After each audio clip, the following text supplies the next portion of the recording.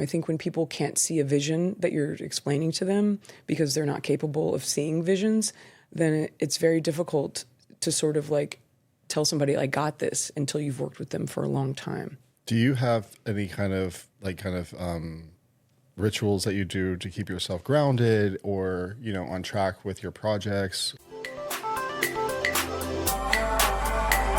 What if becoming who you're meant to be requires letting go of who you thought you had to be? Today's talk is about discovery, the kind that doesn't happen in a single breakthrough moment, but in quiet pivots, bold decisions, reinventions, and the courage to trust yourself when the path isn't necessarily obvious. We're talking about a sort of evolution, about creative shifts, about building a life that feels aligned instead of necessarily impressive to the outside world. What it means to change cities, change careers, change identities, and still stay rooted in who you are. Because discovery isn't about starting over. It's about coming home to yourself in a much deeper way. And sometimes the strongest thing you can do is to give yourself permission to evolve. Welcome back to the MindBody Method. Hi, and welcome back to the MindBody Method podcast, and I am your host, Josh Grimm. My guest today is one of my closest friends and has been for over a decade. She is a powerhouse creative. She has been an art director for some of the biggest names in publishing. She has an impeccable eye for design and can turn anything into more beautiful and more precise. She has been by my side for a very long time, helping me make better decisions and sometimes not so good ones. Please welcome my very, very strong, wonderful, beautiful friend, Stephanie Jones. Thank you, Josh. It was such a nice intro. Right? You like it? Yeah, I'm impressed. Do we have to redo it? No. Oh, it's good. Yeah, I like it. Yeah, okay. Bravo. Thanks for being here. Thanks for having me. So let's introduce you a little bit and kind of talk a little bit about who you are, where you're from, and just say hi. Hi. I am originally from a very small town north of St. Louis, a very artsy town, which I think influenced me from a very young age to go into the creatives. And to be honest, I honestly think you're born to be a creative. Like, it's in your head. It's in the way you think, the way you see the world. I'm happy to be one. Don't know how anyone else exists. And then I moved to New York after college and got into publishing not quickly, probably about 10 years after, and started at Elle magazine, and then have been in other publications since. I worked at a magazine by the name of Du Jour, worked at Yahoo when it was a media company, and also did a stint at the Four Seasons and ran their magazine. And now I've worked for Forbes, I've worked for LA Times, InStyle. That's crazy. Yeah, that's a bunch of them. When you list it like that, it's insane. Yeah.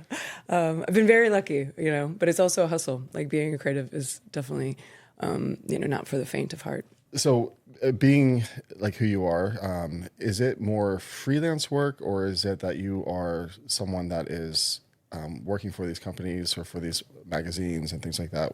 What is the job?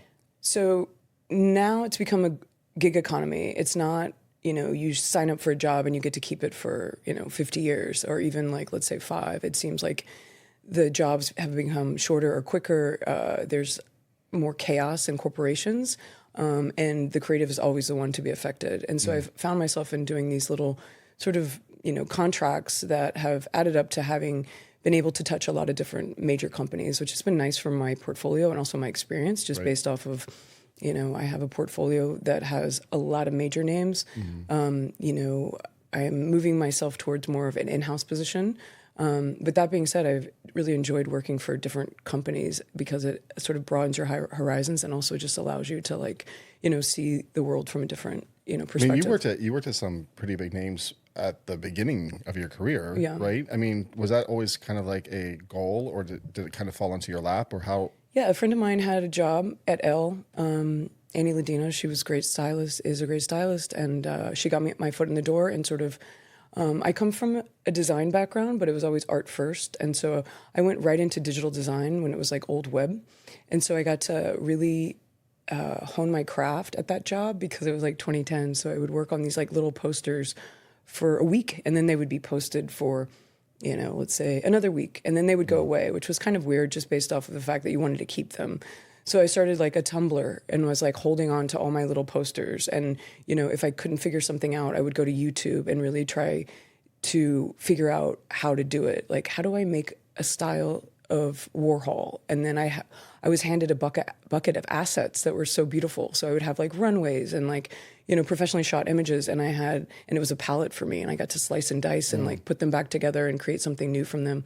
And so it was really like, it was such a like special time. And then from there, I kind of was thrown into like print publication. So I kind of went backwards a little bit. And that was also great. It's just that like you have more time with it, you refine it further, and it has to be bigger.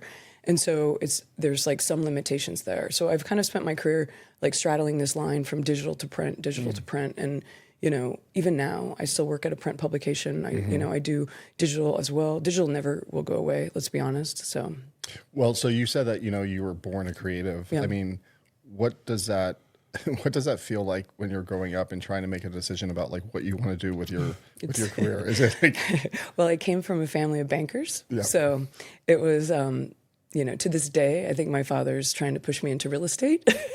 still? Yeah. Mr. Jones. Yeah, I know, right? And so, you know, it's never been like it's never a straight path, you know, and so it's difficult. I had an uncle that was a painter, a brilliant painter. And so I kind of always like looked to him as a guiding light. He's long passed away. He's my great uncle. But, you know, I think it's hard to describe your creative path to anybody that doesn't really fully understand it. Mostly because, you know, those guys are usually into making money, and creatives are like, we're doing this for the sake of art, and the better I make it, the more hours I spend, you know, or maybe less, depending. Like that's the other thing about creative. It's either you are, you find an idea very quickly and you can execute it because it's like a fast, easy hit, or it could take you a long time. Do you ever find yourself having to defend being a creative to the finance bros and to anyone else that you're meeting? I mean, I'm sure it's hard for people to understand. I mean, I think you and I have been friends for, oh my gosh, I don't know how long, I don't know how many years, but you've had to explain your career to me many times because sometimes I just don't understand. Yeah. I mean, I do think everyone has, you know, I think it's a spectrum, right? It's not just like, you know, you are and I'm, you know, you're not and I am. It's more of like, there's a spectrum of where that is. And I'm obviously not, you know, the best creative that there's ever lived, but I do think that there is this line that is difficult to navigate when you try to understand how we see the world, right? And so, you know, I see the world, I think, you know, in an array of colors, whereas like maybe my dad or somebody in more of like the finance space sees it in black and white, and it's very cold and sad, in my opinion. Awesome. But, you know, like he's just very like, what's the word? Matter of fact, practical is what he always tells me. Yeah. It's like, I'm practical. And I'm like, I'm not. I mean, you have tidbits of it though. Sure, yeah. You know, I think I'm supposed to put more money into my bank account than I am supposed to take it out. Right. So I do keep that in mind. Doesn't it grows on trees though, no? I think yes. Yeah. Yeah. I have a money tree right Yeah. there. I love it. You moved to New York when? What was your first year here? 2001. Okay. And you and I met when? In 2000 and Well, I'm so bad with timelines. I'm terrible. But Well, I had already gone to LA and came back. Right. So that was my second trip back to, Right. my second move to New York. And so I moved back in 2009. yeah, so And we so I think moved- I think we met in 2009. Yeah, we met as bartending. We We bartended. bartended at a nightclub. Yeah. For I was there for many, many years. Yeah. And we sat together. Yeah. Slinging drinks. But no, I met you because we were in like initiation or Oh, yes. whatever it's called. Yeah. And we sat in this room together and we were inseparable that summer. Remember? great. We were like biking around the city in the rain. Yes. Everything was great. We were like 12-year-olds, Yeah. like with bikes. Yeah, it was perfect. Yeah. It was a great welcome back to the city. And the only reason I can look back to that job and say that's why it happened. Yeah. So why did you start to kind of go back and forth between LA and New York? Because you went to LA for work at some point. Well, no, I've always kind of had a fascination with Yeah. LA, to be fair. I think as a Midwesterner, especially because where I'm from, a lot of people don't understand New York, which I always kind of scratch my head with because I think New York is the greatest city in the United States, you know, like hands down. And however, I do think that New York it gets harder the older you get. Like that's just the way it is. And so the Midwesterners always go west. And so there's always been like, even Oh, when really? you, oh my God, yeah. Like my uncle's out there, my cousin, my brother went to Seattle, Right. you know? And so there's always been like, even if I think of California when I was growing up, it was like the font, California, the sunset, you know? And you're like, California is the answer to everything. And then you get out there and it's like, I don't know. In my opinion, it's sad. strip malls. Yeah, no, that's Like, sad. I'm not an LA dude, yeah, but yeah, it's not sad. It's just like there's, you know, like you have to create the energy there. Whereas New York, you can kind of just sit there and it kind of comes to you. oh, so that kind of brings me into a little segue here, which I wasn't going to talk about yet, but you have a little alter ego. Not, I don't think it's self. course. I mean, it's like kind of self. I mean, Yeah. we all buy into it. We all Yeah. love it. Yeah. Me and Miss Jones. Yes, exactly. Me and Miss Jones. What is me and Miss Jones? Well, I guess it was like years ago when I was like trying to come up with like my Gmail handle. Like my name's Stephanie Jones. So it's like there's many of us. I've lost a lot of laundry in dry cleaning because another Stephanie Jones has taken it away. So I was like, well, when I go out at night, I always was, you know. Because we were night owls. Yes. I would always have trouble like kind of remembering what happened, which is not really probably the best,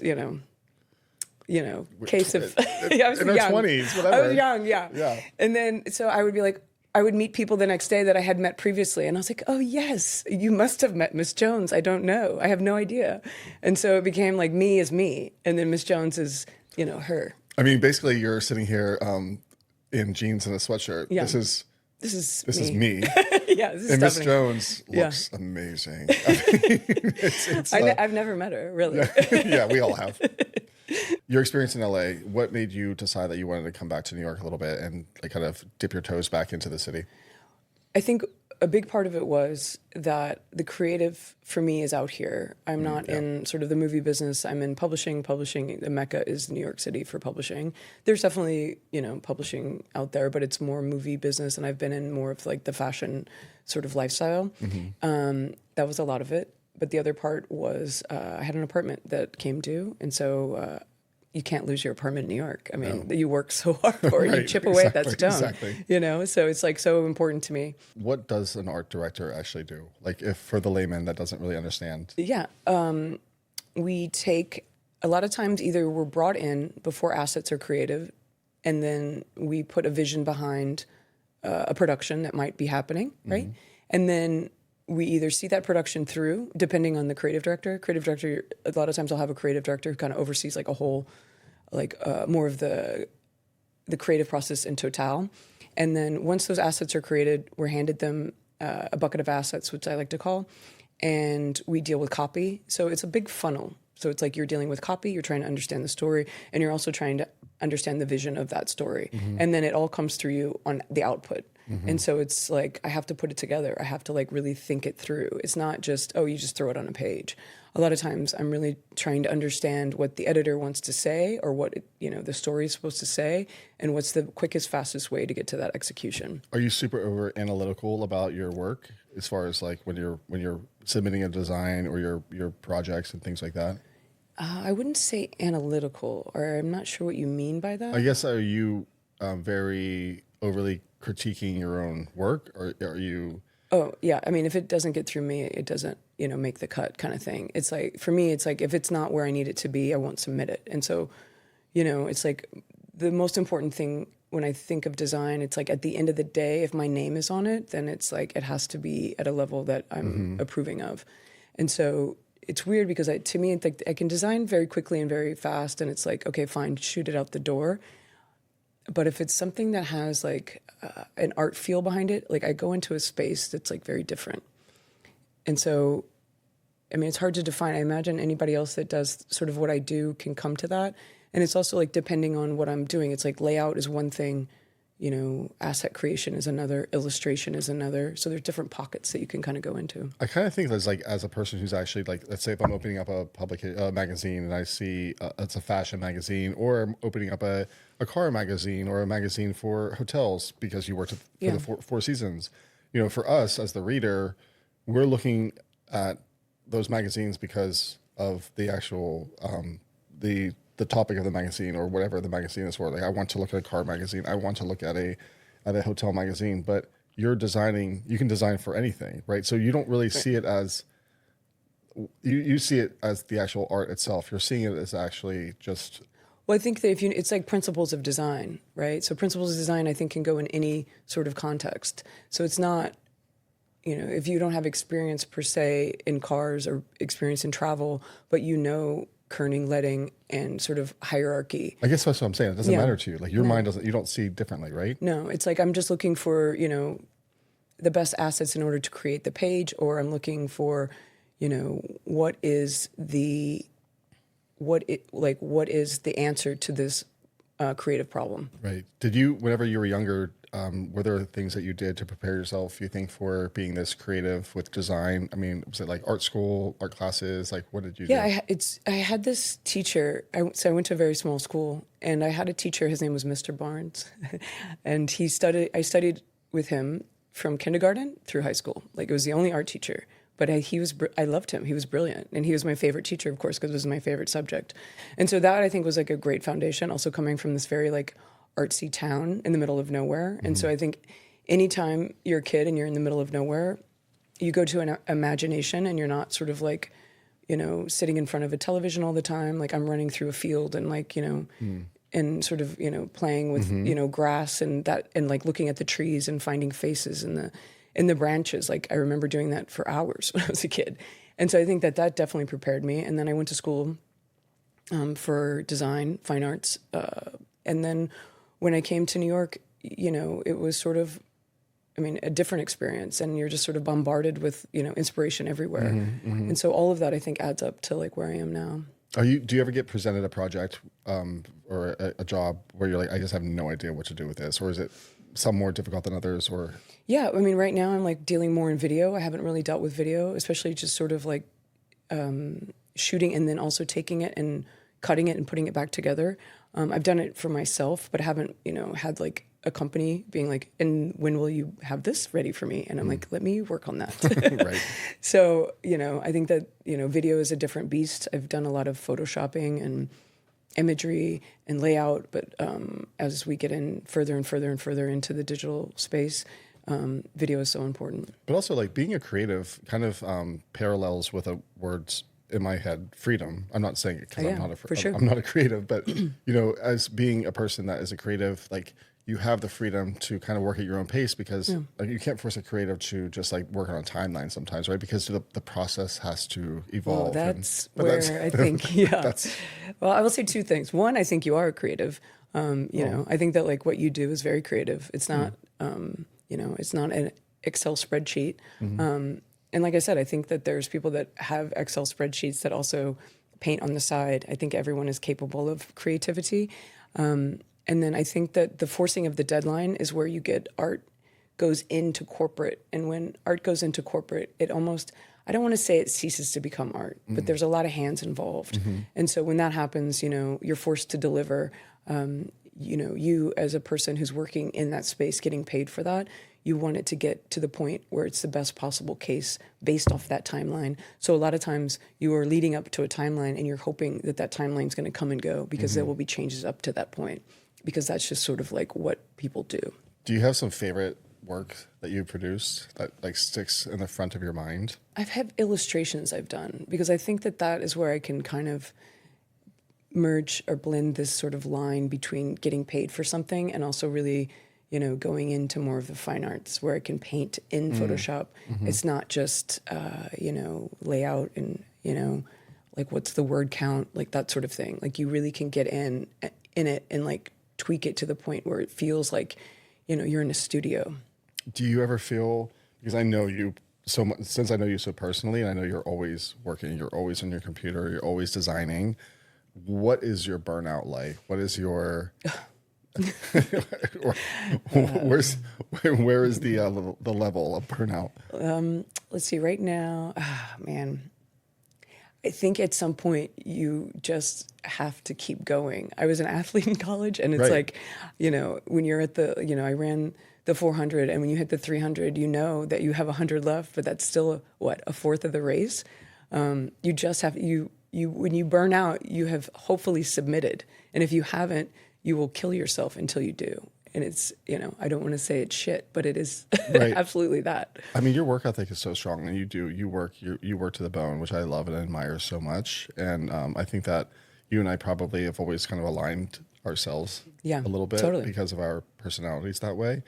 Do you ever think that you wish that you would have had just like not a 9 to 5, but a different path as far as I don't know if is there a world as a creative where it could have been a little bit maybe easier? Yeah, I mean, I think that, you know, someone said once that like you're allowed to be a creative because usually you have like it's not necessarily a finance backing so much, because I don't necessarily have that. You know, I work, you know, I was caught off very young, like, or whatever you want to call it. But there is a team of people behind you that, like, hopefully if you do fall, you will be caught. And I think that when you're in the creative space, you know, it's like a real thing. Like, you're not just sort of like putting one foot in front of the other, you know, like I've submitted briefs or whatever and been fired over because it's like I didn't get it right the first time. And you're like, we can pivot here. And so it's like, you know, other people don't trust you until you've like proved yourself, and proving yourself takes a long time. Like, you know, I think when people can't see a vision that you're explaining to them because they're not capable of seeing visions, then it's very difficult to sort of like tell somebody I got this until you've worked with them for a long time. Do you have any kind of rituals that you do to keep yourself grounded, or, you know, on track with your projects, or what is your kind of? Well, in LA, I was doing a lot of fine arts, which actually was like really great because I wasn't as, you know, New York has, anytime I come to New York, they hand me all sorts of work, which is great. But in LA, when I was out there, I was like, oh my gosh, look at all this free time I have, you know? And so I always go to, you know, fitness because I come from, you know, I was very athletic in my younger years. And then the other thing is that I was doing fine arts. So I did welding in LA, which was so fun. I forgot that you were you did the welding it was classes so fun. here. It was so fun. And then I also did sculpting when I was in LA. Yeah. I tried to do painting here when I was in New York one summer. It's not for me. I prefer like 3-dimensional. Right. Yeah. So do you ever kind of practice any meditations or work like that? That's not you. No, I do yoga. And I feel right, like, yeah. I feel like that is like a form of that. Did you do Pilates too? No. No.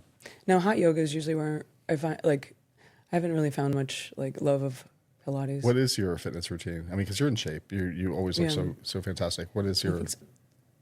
You know, it's very all over the place. It's like what appears. So, you know, I do play pickleball when I'm in LA. I love that. Right. Even though, you know, I do hot yoga. I would hike in LA. Here, I find it more difficult because I work more, and the weather is never, you know, what you want it to be.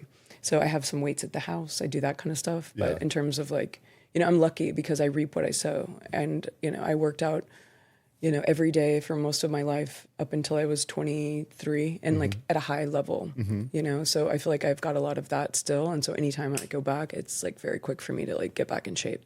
Whenever you have some demanding deadlines or things like that, does your fitness kind of fall to the back burner? Yeah, definitely. Yeah. It's funny because I get really, it's, you know, nobody wants to hear this, but I will get thin when I stop working out because I just sort of like, you know, I get by, I graze, you know, I start to lose muscle mass, you know, start to waif out, you know, it's not the worst thing, but like, you know, for a female, you know. Right, of course. Yeah. Whenever you have all of these work demands coming out at you from your clients and people are, you know, wanting the project to be done, how do you keep your creativity kind of, you know, untouched, right, without having the pressure? You know, I make a list and I write it, like I have to hand write it or it does not get done. And I like to scratch it out. I'm like old school in that regard. And then I think when you're in it, you are so, like right now I'm in it. I have a list on top of a list that I have to get through. And I do think when you have your head in that space, it's quicker to execute than when you're like kind of coming in like a little cold because it is a muscle. Like you can like, you know, you bring it back to life. And so it always takes me a minute to lay out the first page of a magazine. But like by the time it's over, I'm like, boom. Right. So what would be kind of maybe a dream project or something to work on for you? I've been watching a lot of movies because I've been going out to LA. And so part of me thinks that, you know, especially now because I've gotten into video, but feels far out for me. But I am kind of getting bored of like 2D. And so to me I don't think video is 3D, but, I know what you mean. but motion, I think would like, and even like, diving more into that, sort of like learning that. I'm not saying it would be around the corner, but like sort of like. Yeah, that seems like that would be kind of like a new craft, right? Totally. And it's like, I've been studying film basically, I want to say for the last like, I say that very low. I've been watching a lot of movies, like, right. And so, and not just like. I mean, as a creative, you could say you're studying it because you're putting it in your mind for like the future. Yeah. But you see how film is made and sort of like the nuance of it, and also like a storytelling to like another level. I think that's one of the things I really admire about LA, that the creatives in LA are so into what they do, and it's such a creative town. And I almost feel like it's, if you're not in that space, you don't see it as much as if when you're like smack dab in the middle. And I really appreciate that that form. And, I would like to get more into that. I don't know if it's possible, but even if it's just sort of like picking up a new tool, like editing, small footage, that I put on social media or whatever that is, I do think that it's like super fun. I ask this to all the people that are like kind of entrepreneurs like adjacent. Have people reached out to you for mentorship at all? I mean, do you kind of have people that you mentor? And I've always had like an intern, and I've had like, junior people under me. I was very lucky in the sense that I basically was hired as a designer and went to an art director within like 2 months. I also started kind of late in life, but I think that I say that, like, I didn't start right after college. I got into bartending first and then eventually found it, my way back. And so, I became art director very quickly in terms of like a timeline, but I've always had somebody underneath me. So I would say that those guys would be my mentees. Is that the right word? But it's more about a conversation with people that are in the same industry and just sort of like encouraging them to like dig a little deeper, and then, geeking out over fonts and like, like photographers or, what's new, like the coolest thing to me about publishing is that it's so of the moment. And so, when I was working for fashion magazines, for instance, it was like, we would shoot celebrity too, but it's like, you're never going to get, this celebrity in this outfit, on this page again, because, this is the time, it's fall 2024 or whatever it is, And so that part is like, it's always like the idea that publishing is so of the moment has always been like really, part of like why I do it. during COVID, you spent a lot of time in Washington State at your family's. I mean, your family is amazing. I met all of them. They're fantastic. Yeah. Did that feel a little bit like a kind of a lapse in your creative energy being there, or did it feed you? Because I mean, I haven't been, but the photos that you sent me of the house and the trees and everything, it's magical. Yeah, It feels like it would be like a reset or something. Yeah, I think that it's funny because I came from New York, where you're just kind of like in it, and then I went to Washington. And it did feel like a major like stop, you know? And then I went to LA, and I never really found my footing in LA in terms of like what I did. And then when I came back to New York, it's like, oh, right, I remember why I've been here this long, and why, this place is so good for me for work. So, I think that the journey definitely was creative, and like in that regards, like I think that if you stay in New York too long, you're kind of like in the same rhythm, you see the same stuff. But if you go and you take in different forms, like whether it's just a different state, like you would find something that you would like. I mean, you're a country girl at heart, country-ish, country adjacent. Country. I mean, I'm a country boy, right? It's like, it's like you're from the sticks, same. Yeah. You're from St. Louis. Oh, my hat, my St. Louis hat that you brought me today. Thank you.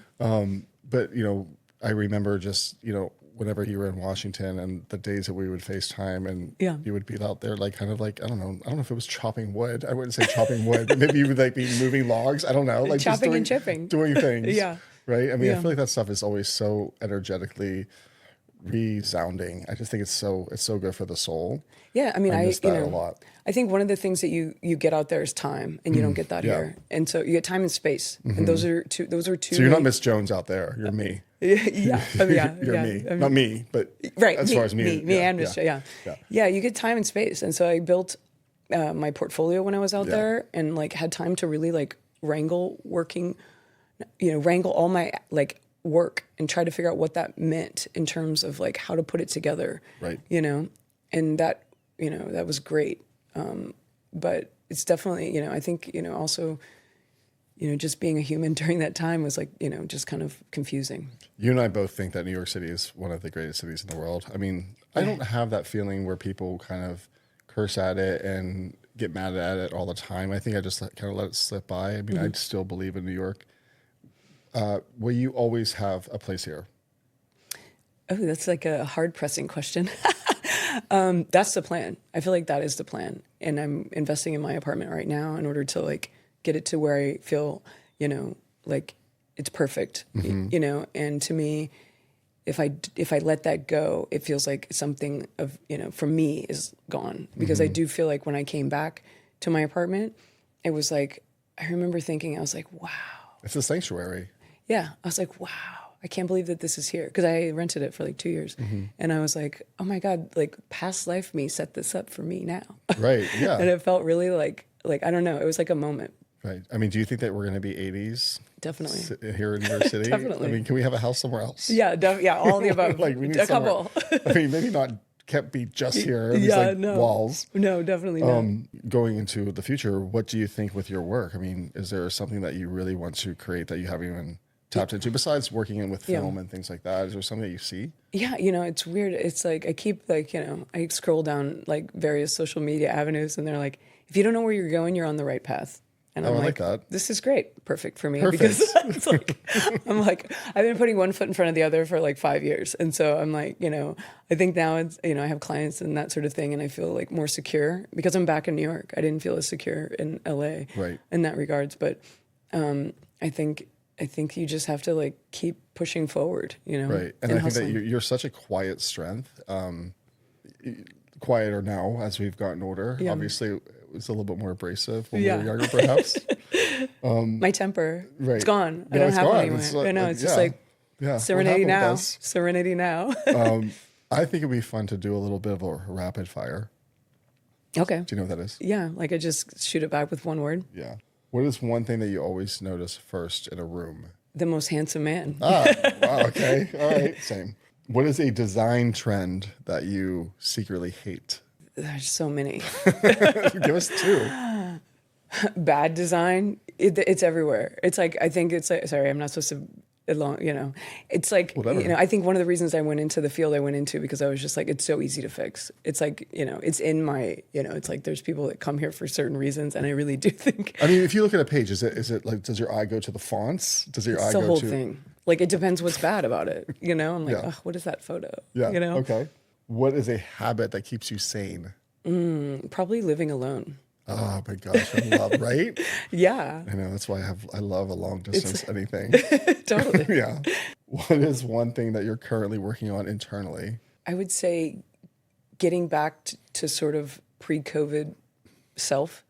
And I don't mean it because I'll never get back there. It's just more of when I'll feel better when I have, I have a couple things still floating around in terms of like where I left from COVID, and so I'm still working on that, which is crazy because it's been 6 years. I don't think that's crazy. I think it's like I think it's important and smart to take time to figure it out. I think that's beautiful. This is going to be the hardest question, and I don't know the answer to this one myself. But what is a word that feels like a season of your life right now? Home. Oh, okay, it wasn't that hard. I love that. Yeah, definitely. Thank you for being here today. Yeah, thanks for having me. It's so fun. I know. So thank you for joining us on another episode of MINDBODY Method podcast. Wherever you're watching or listening, please like and subscribe. If you want to hear or see more about my guest, Stephanie Jones, you can go to her website, cjones, SEEJONES. Or if you want to learn more about me, Josh Grimm _fitnut, FITNUT on Instagram, or questions at mindbodymethodpodcast.com. And we'll see you next Wednesday. Thank you. Thank you for joining me today on MINDBODY Method. This podcast is part of Pride House Media, hosted by me, Josh Grimm, produced and edited by Josh Rosenzweig. Original music composed by Nell Balabin. If you enjoyed this episode, please subscribe wherever you listen to podcasts. And while you're there, leave us a rating and review. It really helps others to discover the show. I'd love to stay connected with you, so join the conversation by following me at joshgrim_fitnet on Instagram and by emailing me at questions@mindbodypodcast.com.